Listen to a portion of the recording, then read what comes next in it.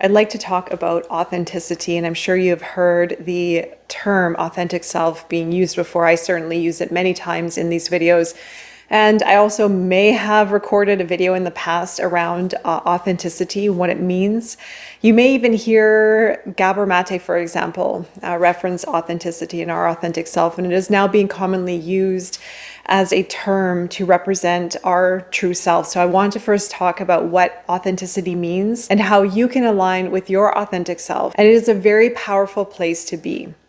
When we are born into this lifetime, we can often go through many difficulties. We can face traumas. We can face a lot of maybe even very confusing environments in our formative years. And through that confusion and through those traumas and through those difficulties, we can lose our authenticity.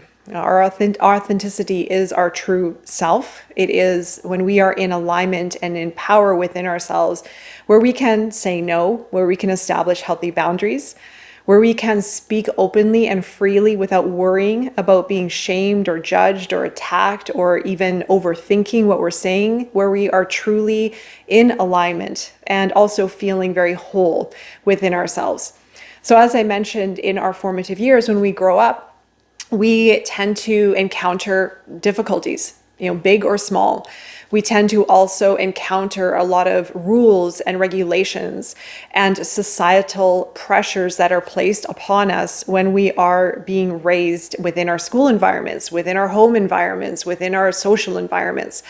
And this can create a lot of confusion about how we are meant to show up in this world.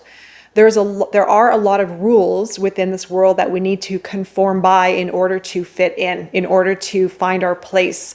And as a young person, as a young human, this can be very confusing. We have our authenticity, what we truly feel in alignment with, but that alignment often becomes skewed and distorted from the experiences that we encounter in our lives. And as I mentioned, this can come in from our household, from our family environment. It can come from outside environments, cultural and societal influences. And so it's no wonder that we can easily lose alignment with our authenticity. We may develop this feeling of feeling uncomfortable expressing ourselves or uncomfortable feeling good about ourselves and our body and what we say into the world, who we show up as. Now, I really feel for a lot of young adults, young teenagers, and children in society today, because there's extra pressure and extra bombardment from social media, for example, from other influences. Now, I know I had it in my life. It came in from different forms, and our world changes no matter what. We do have a lot of change, and some of the experiences are going to be similar, yet a little bit different, changed a little bit different to adapt to modern times.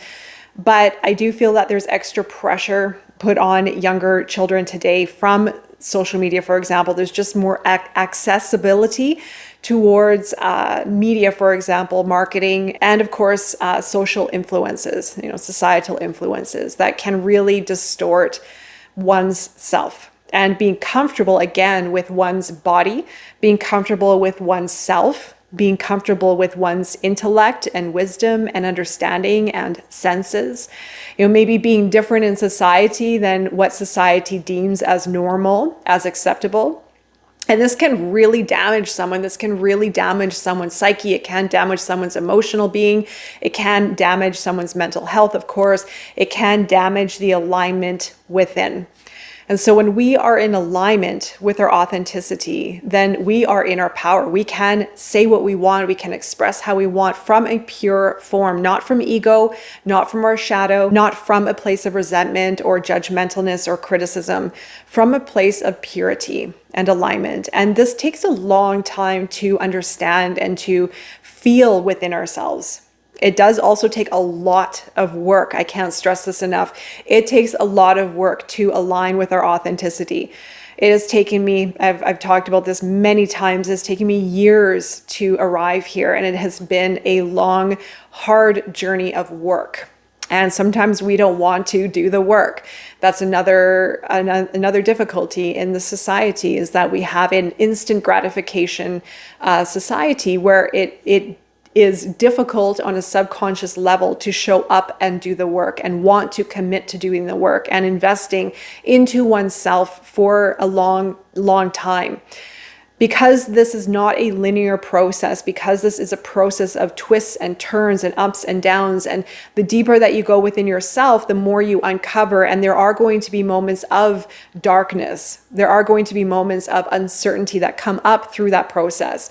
Because when you want to reach your authenticity, when you want to invest into yourself, you are going to unlock experiences and emotions and energies within yourself that are going to have to be released. And that may come in the form of depression. It may come in the form of loss. It may come in the form of anger. It may be very emotional, but those emotions are very temporary because we are unlocking and we're moving and we're morphing out of our shadow side of our subconscious limiting beliefs of an identity that we have been living within, that has been formed since our early life, and to arrive into our authenticity. And so arriving into our authenticity means breaking the barriers of the patterns that we have constructed throughout our entire life. It means to break old identity, our old habits, old beliefs that we have become to feel that are our truth, that may not necessarily be our truth. And it takes a lot of observation. This isn't an overnight thing, and there's nothing I can say that will give that golden key, if you will, because it is an inward journey, and everyone has their own path and their own experience, and it is up to you to feel your way through this process. And the more work that you do, the more you will uncover, and the more connectedness you will obtain with your true authentic self. And this does mean returning to your power. It does mean returning to your true self, who you are, what feels good, what feels right, what feels in alignment with yourself. And so when we are not in our authentic self, when we are not honoring our authentic self, then we can put ourselves in situations that make us feel uncomfortable. We can also do things that make us feel uncomfortable.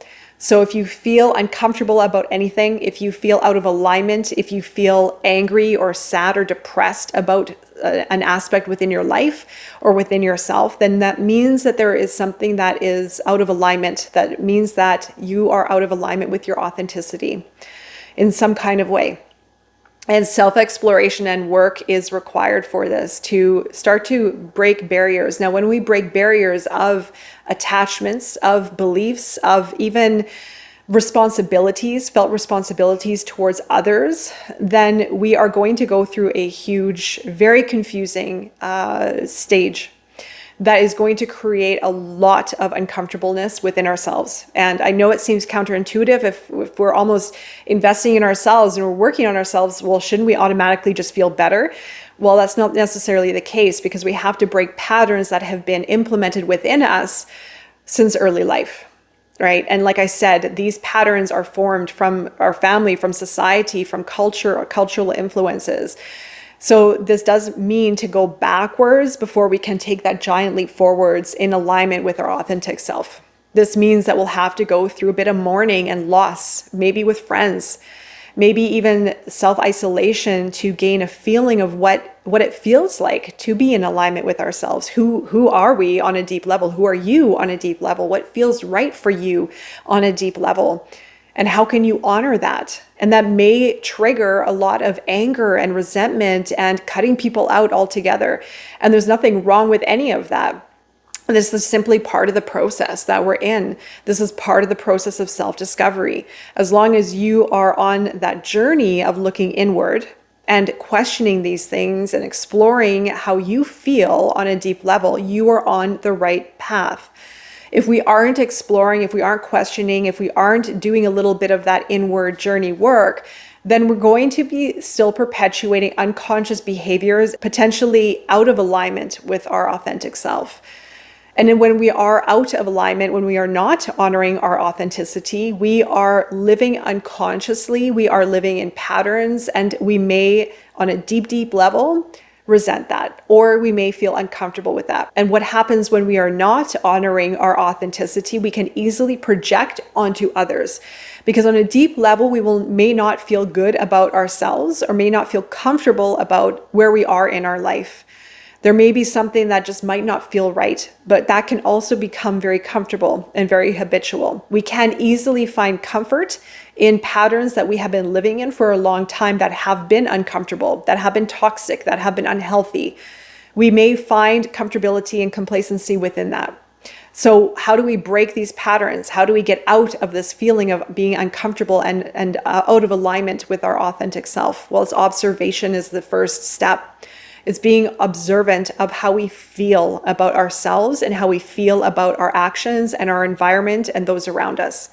If we do not feel comfortable, if we do not feel right, then we need to look at where that feeling is coming from and what has been created as a construct of influences or behaviors or pressures onto us, and how we can start to break those patterns. And like I said, it may require to cut people out of our lives. It may require to let go of attachments. And there may be mourning with that. The ego might come in and fight that as well. And so, like I said, this is an ongoing process. It is not overnight.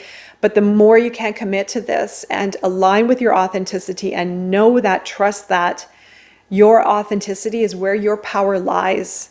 When we are operating unconsciously, when we are operating out of fear, out of shame, out of guilt, out of felt responsibilities for others, when we're putting ourselves out, that is not a powerful place to be. It is actually a disempowering place to be. It is a very harmful place to be, and it weighs on our psyche. And it weighs on our health. All right. So this is a very gentle process that you might be in right now, that I've gone through. And I'm working with people who are going through this right now. It's something very difficult that needs a lot of compassion towards self, a lot of gentleness and letting go of time and attachments, and what we have thought to be real may need to be questioned, which can throw ourselves for a bit of a loop if we're used to seeing something in a certain way, or maybe even a relationship. Maybe relationships need to change, right? So this is all about honoring what you feel is important for you. And there may be changes that need to happen in association with that feeling. What needs to change to align you more and more with what feels right for you. And the feeling I'm talking about is the feeling in your heart. It is the feeling in your stomach. It is the feeling within your core self that sometimes, most often, we overlook. When we overlook that feeling, when we glaze over, when we shove it down, when we put it aside in favor for what we think is right or what we have been habitually living in, then we are shoving our authenticity into the shadow. When our authenticity comes back into alignment with our whole self, we become more empowered.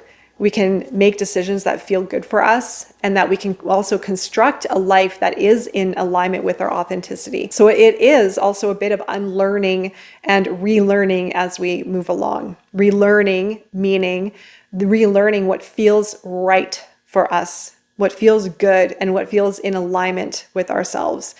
And then what we gain out of that is the ability to say no, the ability to feel right with our choices, the ability to remove guilt and shame and fear from ourselves. And as I mentioned, it is a very powerful place to be. So I do hope this offered some additional guidance on your journey and beyond.